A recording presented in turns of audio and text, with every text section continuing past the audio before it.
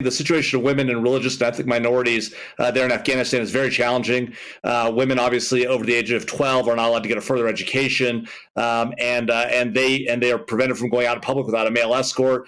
They're required to be covered head to toe. I mean, the situation of women in Afghanistan has taken a huge step back. And then, of course, you have groups like the Hazaras and other religious minorities there in Afghanistan who remain under significant pressure from the Taliban religious government. We have a politician here who was in the running for the Conservative leadership. He's now dropped out. And he said that his name's Tom Tugendhat, and he's ex-military. And he said that our failure in Afghanistan emboldened Russia to invade Ukraine. Do you think there's a correlation?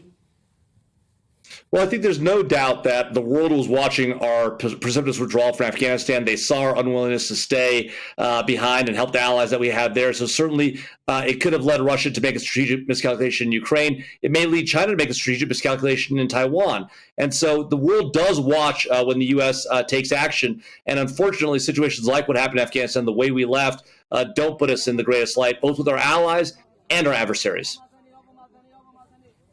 Let me ask you as well, just finally and briefly, is there anything, any conclusion, any benefit for the withdrawal that you can look back? What have we achieved? What is better as a result of the withdrawal? Anything?